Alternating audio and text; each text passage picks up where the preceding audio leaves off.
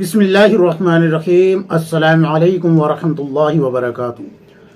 میری دینی بہنوں، امید ہے کہ آپ سب خیر و عافیت سے ہوں گی۔ اللہ تبارک و تعالی آپ سب کو خوش رکھے۔ اللہ رب العزت آپ سب کی عزت کی، آبرو کی حفاظت فرمائے اور آپ سب کے گھروں کو جنت کا باغ بنائے۔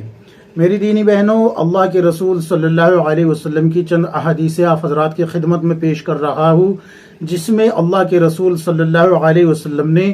جنتی عورتوں کی پہچان بتائی ہے اور جہنم میں جانے والی عورتوں کی بھی پہچان بتائی ہے۔ اگر آپ کے اندر وہ خوبیاں پائی جاتی ہے جو کہ جنتی عورتوں کی آپ صلی اللہ علیہ وسلم نے بتائی ہے، تو پھر آپ کو مبارک ہو کہ اللہ تبارک و تعالی نے آپ کو جنتی عورتوں میں شمار کیا ہے، اور اللہ حفاظت فرمائے اگر آپ کے اندر وہ خامیاں پائی جاتی ہے جو کہ ایک جہنمی عورت میں ہے، تو اللہ نے آج موقع دیا ہوا ہے، ان خامیوں کو دور کر لیجئے، جہنم سے بچ جائیے اور ان خوبیوں کو پیدا کر لیجئے اپنے اندر جو کہ آپ کو جنت میں لے کے جائے گی۔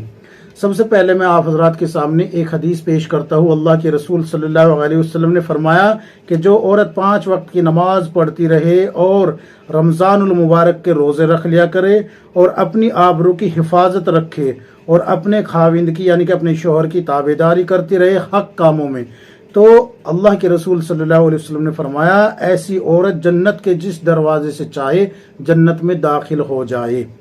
تو یہ خوبی اگر آپ کے اندر ہے تو پھر آپ کو مبارک ہو، اور اگر ان میں سے کوئی ایسی خامی موجود ہے جیسے کہ شوہر کی تابعداری نہ کرنا یا نماز قضا کرنا یا روزے چھوڑ دینا، تو پھر ان سب سے توبہ کرے۔ جو روزے آپ کے اوپر قضا ہے ان کو روزے رکھے، اور جو نماز قضا ہو چکی ہے ان نمازوں کو پڑھے، اور اللہ حفاظت فرمائے اگر کوئی غلط کام ہو گیا ہے تو اس کے لیے توبہ کرے اور اس کو ظاہر نہ کرے، بلکہ خاموشی کے ساتھ اللہ کے سامنے رو دھو کے اللہ کو راضی کر لے اور اپنے شوہر کے ساتھ حق کے ساتھ زندگی گزارے اور اس کی وفادار بیوی بن کے زندگی گزارے۔ اللہ رب العزت آپ کے تمام گناہوں کو معاف فرما دے گا اور جنت عطا فرما دے گا۔ دوسری حدیث ہے، اللہ کے رسول صلی اللہ علیہ وسلم سے کسی ایک شخص نے عرض کیا، یا رسول اللہ صلی اللہ علیہ وسلم، فلاں عورت کثرت سے نفل نمازیں اور روزے اور خیر خیرات کرتی ہے لیکن زبان سے پڑوسیوں کو تکلیف پہنچاتی ہے۔ آپ صلی اللہ علیہ وسلم نے فرمایا یہ دوزخ میں جائے گی، یہ دوزخ میں جائے گی۔ پھر اس شخص نے عرض کیا، یا رسول اللہ، فلاں عورت نفل نمازیں روزے اور خیرات کچھ زیادہ نہیں کرتی، بس یوں ہی کچھ پنیر کے ٹکڑے صدقہ خیرات کر دیتی ہے لیکن پڑوسیوں کو اپنی زبان سے تکلیف نہیں دیتی۔ اللہ کے رسول صلی اللہ علیہ وسلم نے فرمایا یہ عورت جنتی ہے۔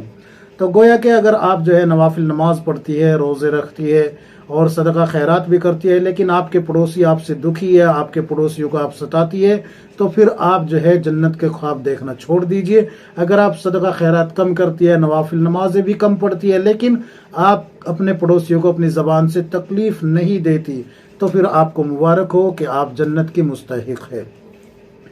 اللہ کے رسول صلی اللہ علیہ وسلم نے فرمایا کہ کسی عورت کا اپنے گھر میں گھر کے کام کرنا، گھر گرہستی کے کام کرنا، اس کو جہاد کا ثواب ملتا ہے، اس کو جہاد کا ثواب ملتا ہے، یعنی کہ گھر کے اندر جو آپ کام کر رہی ہے اس کو یہ سمجھ کے کرے کہ یہ گھر کی صفائی ہے، صفائی ایمان کا اہم حصہ ہے اور اللہ کا حکم ہے صفائی رکھنا۔ اللہ صفائی کو پسند کرتا ہے، پاکی کو پسند کرتا ہے، اللہ خود بھی پاک ہے، پاکی کو پسند کرتا ہے۔ تو اگر آپ گھر کے کام کو، گھر کے کاروبار کو یعنی کہ صاف صفائی کرنا، بچوں کی اچھی تربیت کرنا، بچوں کو صحیح طریقے سے ان کو سلیقے سے تیار رکھنا، ان کو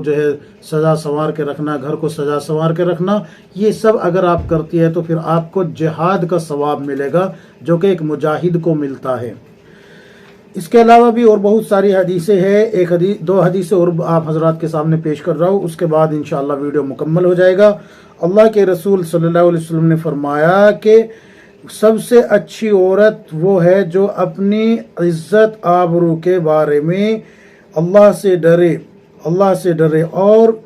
یہ بتایا کہ وہ اپنے شوہر سے عشق کی انتہا کو پہنچی ہوئی ہو۔